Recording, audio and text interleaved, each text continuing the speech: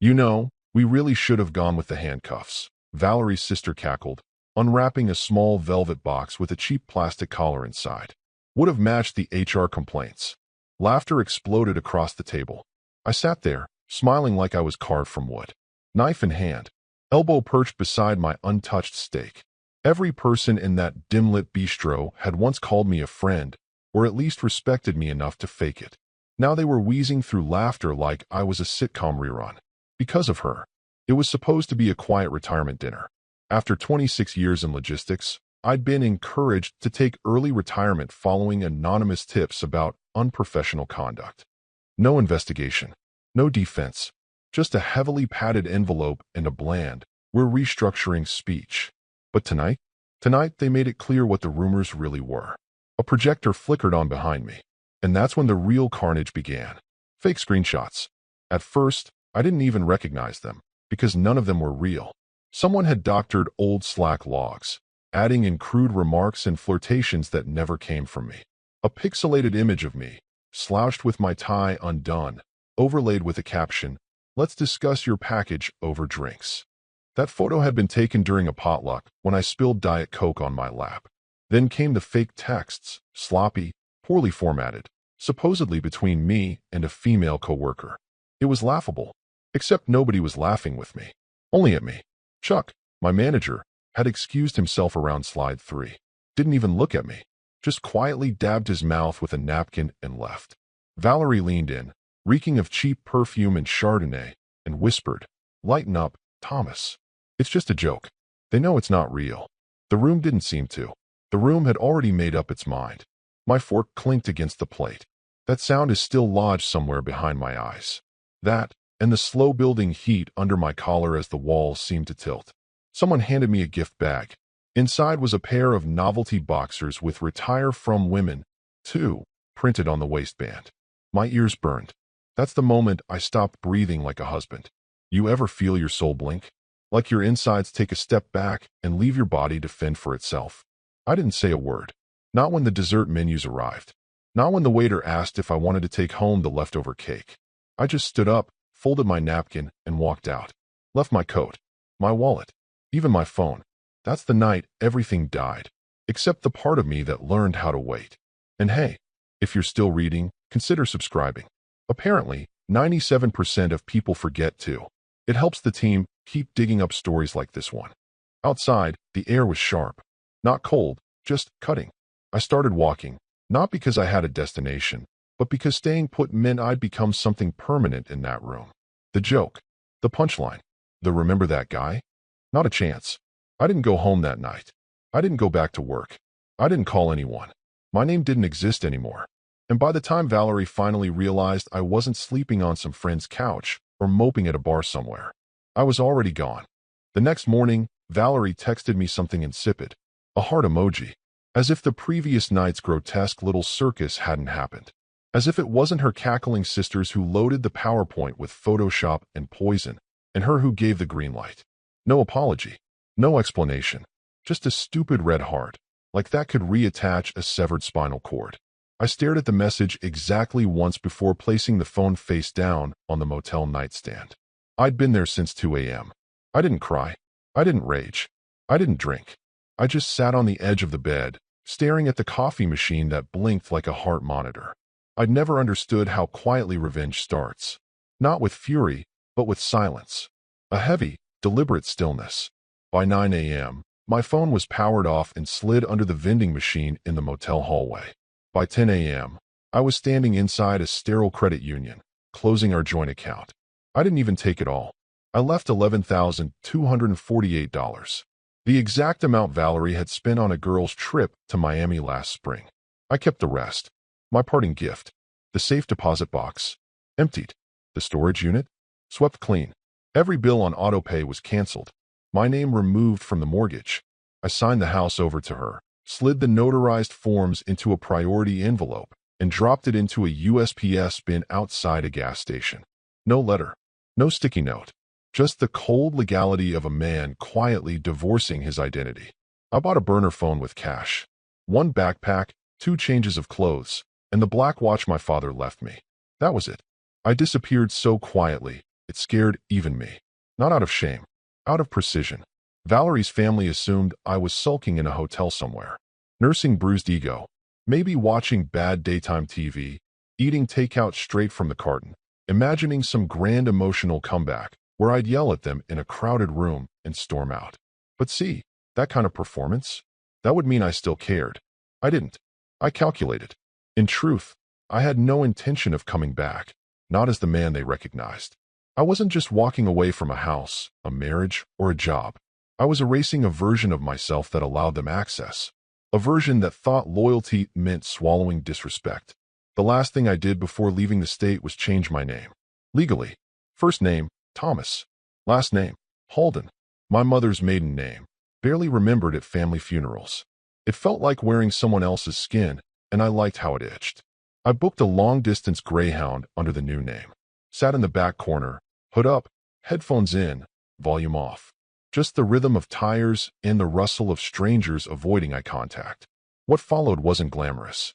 I lived in 2 motels, 1 basement, and a converted tool shed with no plumbing.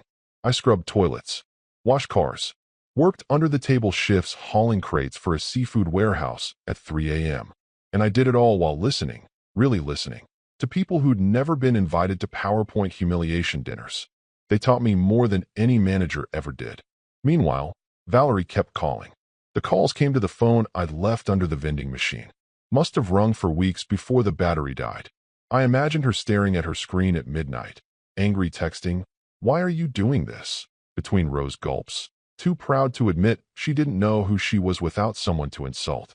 Eventually, I heard from an old friend, one of the few who didn't laugh at the slideshow.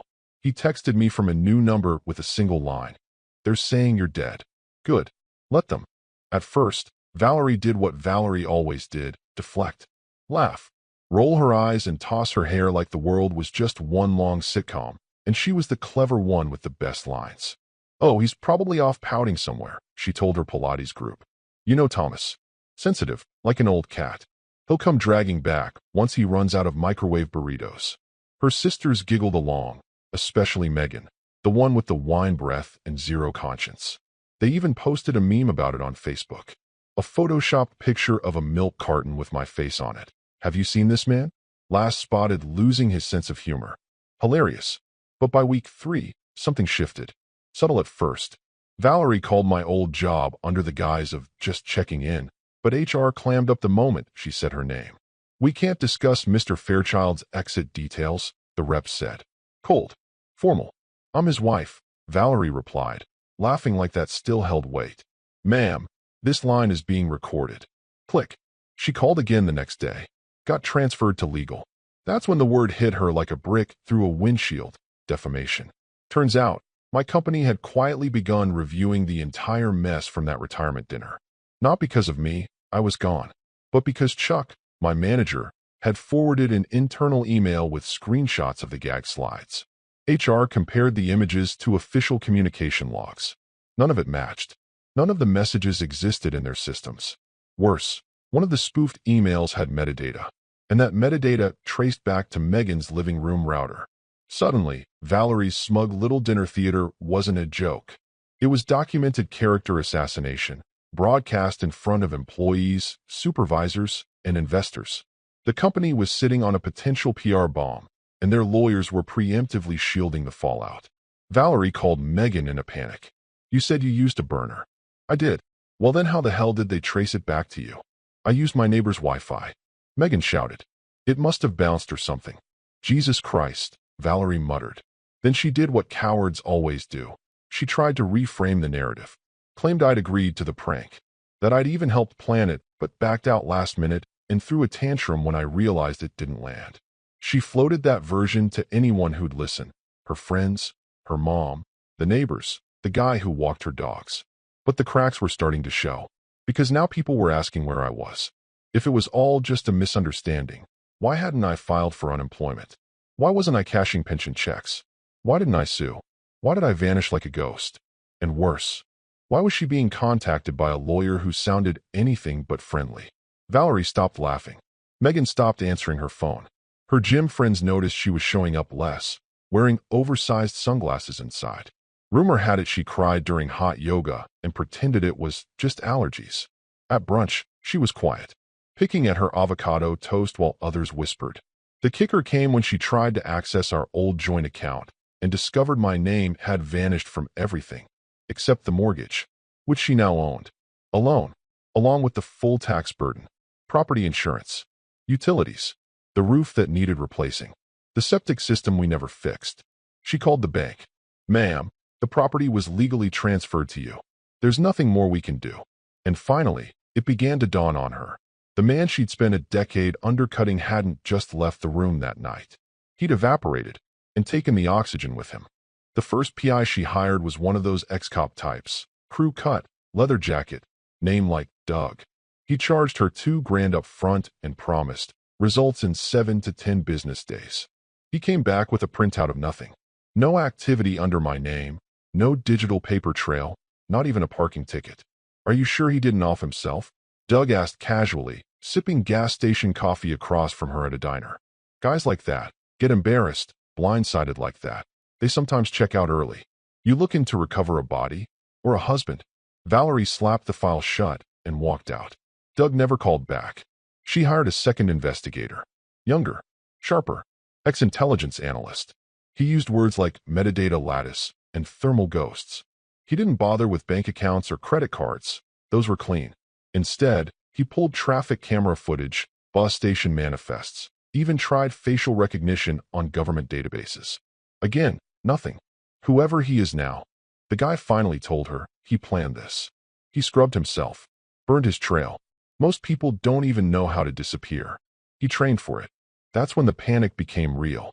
She started hunting on her own, scouring forums for missing persons, reading obituaries for men in their 50s, watching YouTube videos on how to reverse image search profile pictures. She even made a burner Facebook profile, joined local groups in random states, and started posting fake class reunion photos, hoping someone would comment, "Hey, isn't that Thomas?" Nothing. Then the hallucinations started. Megan swore she saw someone who looked like me at a construction site outside Flagstaff. He was wearing a hard hat and had a limp. He never had a limp. Maybe he faked it, Valerie. I'm just saying, it looked like him. 2 weeks later, their youngest sister Claire insisted she spotted me in Colorado, sitting outside a camper van, flipping burgers in a parking lot. He looked happy, kind of zen. Zen. Valerie spat. "You think Thomas found peace in a trailer park?"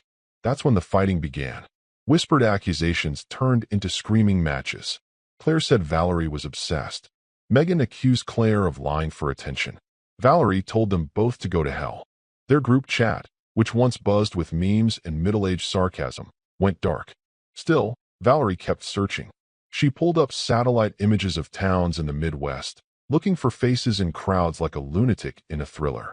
She downloaded apps that alert you when someone from your contacts joins a new platform. Every new account with a blurry profile picture got screen captured and analyzed. She paid for access to property databases in Wyoming, Montana, Kansas. Nothing matched. She even emailed one of my old coworkers, Jeff, from Warehouse Ops. Asked if he'd heard from me. Jeff didn't reply, but she saw the read receipt. It gnawed at her, like termites in drywall. The final straw came when she created a fake Tinder profile, young blonde, just moved to town, in a dozen zip codes I might be hiding in. Swipe after swipe. Painstaking detective work, one bad pun at a time. But there were no matches. Because I didn't exist. Not to her. Not to anyone who knew her. And every day she searched, she realized something worse than the humiliation of being left. She'd become irrelevant to the one person who used to orbit her world. That's when she stopped searching for me and started praying I'd show up. That I'd need something. A signature. A dollar. A favor. Anything to prove I hadn't really left her behind. But I had. And I was already halfway up a ladder she didn't even know existed. Holden. Thomas Holden. Still didn't feel like my name. But it looked clean on paper. And that was all that mattered. The first job I landed under that alias was at a second-rate janitorial contractor. Cash under the table gigs mostly. Offices, warehouses, startup buildings where the paint was barely dry. I took the night shifts, not because I preferred silence, though I did, but because no one pays attention to the guy pushing a mop at 2 a.m. And that, I learned, was my superpower, invisibility. My first assignment was a scrappy little startup in Pittsburgh. Open floor plan, ping pong table, fridge full of LaCroix. They were developing a logistics AI, ironically. Their whole platform was built to optimize warehouse operations, cut dead weight, automate routing. I knew more about what they were trying to do than half the nerds who worked there. Not because I was smarter, because I'd actually done the job. For 26 years. By the second week, I'd memorized their whiteboards. While wiping down glass doors, I'd watched their engineers argue about load sequences and supply chains. At first, I thought about correcting them. Then I realized, better to show than tell. So I started leaving notes. Little ones, tucked under keyboards, scribbled on the backs of wiped-down checklists. Have you tried staggered routing based on delivery zones? Cuts 13% idle time in urban drops. Your package compression ratio is fighting the pallet model. Consider flipping the logic. At first, no one said anything. Then one night, I noticed my notes were being tacked onto their corkboard. The next week, the engineers stopped wiping off my checklist scribbles. One night, I stayed a bit late. The CEO, skinny kid named Eli, 29, probably never lifted a box in his life, came in early and caught me rearranging their prototype shipping model in dry erase. I froze. Thought I'd get fired. He stared at the board, then back at me. You write this. I nodded. You want a job? I shook my head. Already got one. I'm the janitor. He smirked. You're wasting your brain on toilets. I didn't argue. I just said, you're wasting your servers on bad math. He laughed so hard he spilled his iced coffee. That was the start of it. They brought me in as a consultant, which is code for guy we don't want to admit knows more than us. I worked nights, same as before, but now I had access. A badge. A login. I stayed off payroll. Kept everything through a separate LLC I formed under the radar. Eli and I started meeting twice a week. Not in offices, but over breakfast. He'd bring charts. I'd bring corrections. He listened. That was rare. Dangerous, even. By year 3, the company had its first major investor. I still wore janitor boots to meetings, but I sat at the table. They gave me equity, unofficially, quietly. No photos. No LinkedIn mentions. Just wiring instructions and a contract with more redactions than a CIA file. By year 5, I bought the damn building. Cash. Didn't even tell Eli at first. Just walked into the real estate office in a faded flannel, signed the deed, and made the receptionist blink. I leased the upper floors to his startup for next to nothing. Kept my office on the ground floor, tucked behind a fake supply closet. Still had a mop rack outside the door, just for show. Because here's the secret they never teach you in business school. Power is quiet. It doesn't scream. It doesn't throw dinner parties. It waits. Listens. Bides time. The higher I climbed, the more invisible I became. And I loved it. It started with a LinkedIn post. Valerie had been scrolling on her cracked iPad, secondhand, slow, screen smeared with fingerprints and resentment. She wasn't looking for me. Not directly. She'd long since convinced herself I was gone for good. Dead, maybe. Or worse. Living off-grid with some yoga instructor who wore toe rings and called him Tommy. But that day, she wasn't searching for Thomas Fairchild. She was hate-browsing a woman from her high school who married a dentist and just posted about their 5th rental property. Envy had become her only hobby. That's when the algorithm struck. An industry news article slid into her feed, something about revolutionary logistics optimization and a stealth advisor who helped a no-name startup leapfrog past Amazon's regional model. The headline meant nothing to her. But the photo, that was different. At first, she didn't recognize him. The man in the photo wore a charcoal gray suit that probably cost more than her mortgage payment. Not new money flashy, old money silent. Pocket square, cufflinks, posture like stone. His jawline looked sharper, like life had sandblasted every soft edge off him. Salt and pepper hair, not styled, just commanding. But the eyes, those eyes were the same ones that stared at her the night she whispered, "Lighten up, it's just a joke." Her stomach dropped. Something primal seized her spine and twisted. She zoomed in. No name listed. The article referred to him only as the silent partner. But there he was, standing next to a tech CEO, hands in his pockets, half smile that didn't reach his eyes. He looked taller, somehow, larger than life. She squinted at the caption, Thomas H. Her breath hitched. Not Fairchild. Not the man she'd mocked with novelty boxers and slide transitions. Holden. She screamed. Loud. So loud the neighbor's dog barked, and someone upstairs banged on the floor. She didn't hear any of it. She was frozen, pupils twitching, fingers trembling. She clicked through the article obsessively, scanning every quote. He wasn't mentioned again. No direct quotes. No interviews. Just whispers. Operates in anonymity. Industry veteran. Reclusive logistics savant. She Googled the startup's name. Nothing concrete. They'd gone out of their way to keep his name off the books. But now she knew. It was him. She ran to her bedroom and tore open the closet, digging for the old wedding album. Pages cracked as she flipped through. There, a photo of him in a rental tuxedo, smiling nervously. Not the man from the article. Not even close. But the bones were the same. The shape. The tilt of the jaw. The eyes. She sat on the floor, gasping. Broke. Alone. Still clinging to a house she couldn't refinance. With a roof that leaked every time it rained and a mailbox full of past due notices. Her sisters barely spoke to her now. Megan had moved to Tampa with a man half her age, and Claire was going through a divorce of her own. And he, the man she reduced to a punchline, was standing in a tailored suit next to a $20 million company, casually erasing his own past.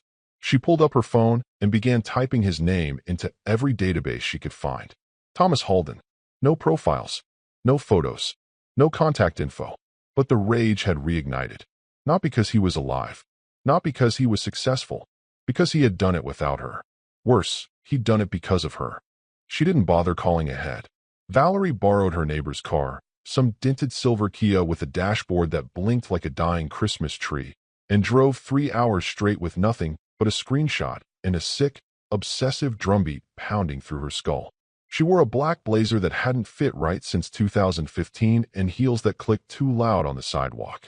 In her purse, a half-empty compact mirror, a stick of gum, and 3 crumpled wedding photos, as if they were credentials. The building was glass and steel, clean lines, cold angles. Modern but discreet, like wealth that didn't need to advertise itself. The kind of place with no names on the door, just frosted panels and a logo etched in brushed chrome. She stormed up to the entrance like someone who still believed she had rank. A woman who used to throw dinner parties and thought people stayed because they liked her, not because they feared what she'd say when they left. The security guard at the door was polite. Polite in the way armed men are trained to be. Open palm, neutral face, body like a wall. "Ma'am, do you have an appointment?" "I'm here to see Thomas Fairchild." A pause. The guard tapped something into his earpiece. "Ma'am, there's no one by that name in the building." She scoffed. "Don't play dumb. I know he works here. He's behind this company." Another tap, another pause. "Ma'am, are you referring to Mr. Halden?" She blinked. It hit like a slap. Not Thomas. Mr. Halden. That's what they called him now. Not a first name. Not a husband. A title. "Yes," she spat. "Mr. Halden. I'm his wife." The guard's eyebrows didn't move. "Do you have ID?" She fumbled. Opened her phone. Swiped through photo after photo. Thanksgivings, anniversaries, smiling faces now curdled with context. She turned the screen toward him. "That's us. We were married for 12 years. He's not who he pretends to be. I just need 5 minutes." "I'm sorry, ma'am. He doesn't meet walk-ins." "I'm not a walk-in," she snapped. "I'm his goddamn wife." The receptionist inside the glass lobby rose from her desk. Young, composed, perfectly tailored business wear, lips pressed into a polite knot. Valerie turned her fire on her instead, marched up to the glass and tapped hard with her knuckle. "He knows me. I'm not some crazy ex. We built a life together. Tell him Valerie is here. Tell him I want closure." The receptionist leaned slightly to the side, speaking into a phone. Nodded. Listened. Then stood. She walked to the door and opened it just enough to lean out. "He's aware you're here, Ms. S." She paused, voice like ice water. "Formerly Fairchild." Valerie's mouth twitched. "He said he's not available," the receptionist continued. "And if you'd like to send communication, you may do so through his counsel." "Counsel?" Valerie hissed. "Are you serious?" The receptionist's eyes dipped to the photos in Valerie's hand. "You should know," she said slowly. "He doesn't go by Thomas anymore." Valerie's chest tightened. "What?" "He goes by Mr. Halden." And with that, the door clicked shut. Valerie stood outside, gripping her phone like a weapon, face reflected in the mirrored glass. Older, cracked, irrelevant. Behind her, The receptionist turned and disappeared down a corridor of polished marble and muted lights, her heels whispering across carpet too expensive to exist in Valerie's world. She waited another 47 minutes on the sidewalk. He never came down. 3 weeks later, just as her obsession began to rot into shame, a heavy envelope arrived. Cream stock, wax seal, gold-embossed letters that shimmered like they were mocking her. No return address. Just her name. Valerie S., formerly married to T. Halden. Her fingers trembled as she tore it open. Inside was a single, folded card. You are cordially invited to the Halden Logistics Shareholder Gala, an evening of reflection, gratitude, and legacy. Black tie. Attendance by invitation only. Guest, Valerie S. Venue, the Belfort Club, 7 p.m. RSVP not required. She read it 5 times. Then again aloud. It wasn't a mistake. It wasn't a joke. It was bait. Valerie sat frozen on her couch for a solid hour, invitation in her lap, old wedding photos spread around her like crime scene evidence. She hadn't heard his voice in years, hadn't seen him in motion since the day he folded his napkin and vanished. Now he wanted her there. Why? She asked herself that question every day for the next 2 weeks. She called Megan, who drove up from Tampa and brought a dress that didn't fit and opinions that didn't help. Maybe he wants closure, Megan offered, sipping wine from a paper cup. Or maybe he wants revenge, Claire whispered over speakerphone. Valerie laughed, brittle and forced. Revenge? What for? We didn't do anything. Even Megan blinked at that one. They all showed up the night of the gala, but only Valerie stepped inside. She borrowed heels from a neighbor. They pinched her toes so hard she limped through the valet. Her dress was a deep maroon, outdated but passable, hair stiff with product, lipstick slightly off. She kept dabbing at it with a tissue, like makeup could hold her together.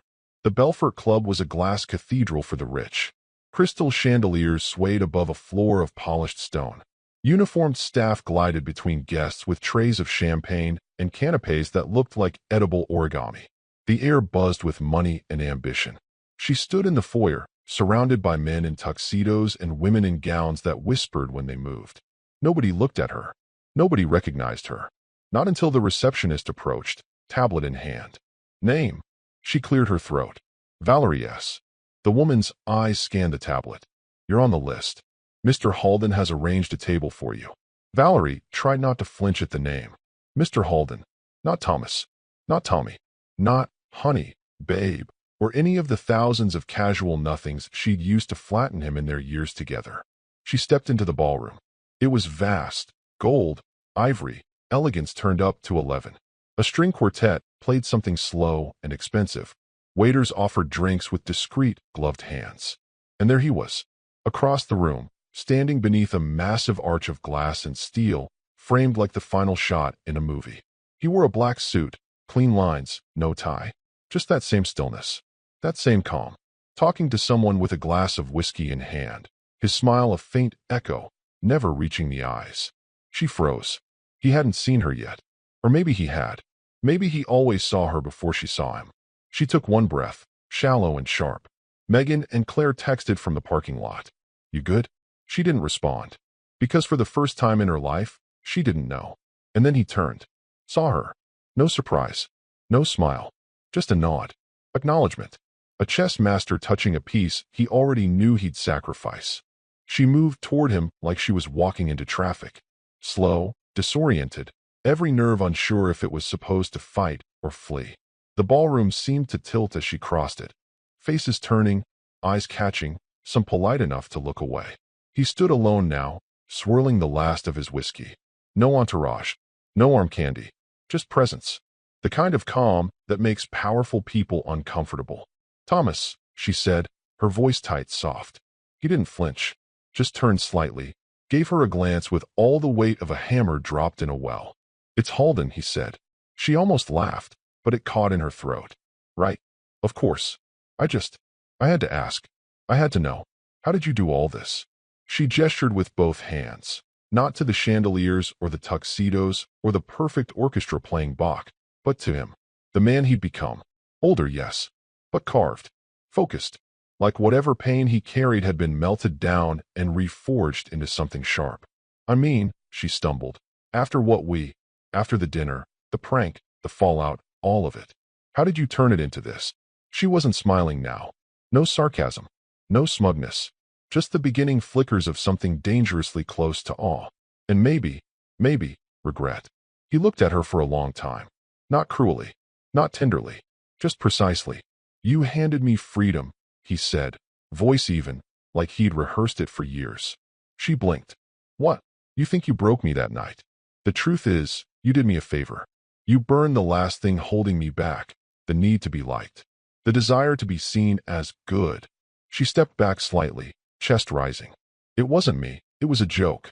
My sister's. You whispered it in my ear. Lighten up, Thomas. You wanted it to land. You wanted the room to laugh. You thought you were the one holding the microphone. He paused. Turns out, you were just pressing record. She swallowed hard. Her hands clutched each other in front of her waist, fingers fidgeting like they were trying to break free from each other. I didn't know it would go that far, she whispered. He smiled. But it wasn't warmth, it was conclusion. That's the thing about public failure. When it happens loud enough and clean enough, it strips away the rest. People stop expecting you to perform. You get quiet. You get focused. You disappear. His voice dropped lower, enough that only she could hear it. And that's when the real work begins. Tears welled in her eyes, sudden and confusing. You were my husband. You never imagined I'd walk out without needing you to see it. That I'd vanish without a scene. No tantrum. No voicemail. Just gone. That's what scared you, Valerie. He leaned in. Public failure is quiet fuel. Her lips parted, a tiny gasp like a bird trapped in the back of her throat. He straightened, looked past her, back to the party, the glasses clinking, the laughter echoing from people who now treated him like a ghost they prayed would haunt with them, not against them. Valerie's mascara had started to crack. She wasn't begging with words yet, but her eyes had already fallen to their knees. Her hand shot out, desperate, fingers clutching at his sleeve like a lifeline that had already been severed. Please, she choked, mascara streaking down her cheeks, voice thin as wet paper. What made you come back? He paused mid-step. Didn't turn all the way, just enough for her to see the side of his face, the cut of his jaw, the stillness behind his eyes. Then came two words. No heat, no pride, just precision. Thank you. And then he walked. Past her. Past the photos she once used like weapons. Past the woman who once wrote his obituary in PowerPoint transitions. Into the ballroom. Into the world. As applause erupted behind the tall glass doors. It was as if the air itself had chosen sides. She stood frozen for a second, then crumpled to her knees outside the entrance, heels cracking against the pavement, arms wrapped around herself like something vital had just been ripped away. The valet didn't approach. No one did. She wasn't part of the guest list anymore. She wasn't part of his story anymore. She was the final footnote in a life that had rewritten itself without asking her permission. You know, sometimes the most brutal revenge isn't dramatic or loud. It's peace. It's the cold, clean silence of someone who no longer needs your permission to move on. And maybe that's the real justice here. Not that he rose, but that he didn't have to explain why.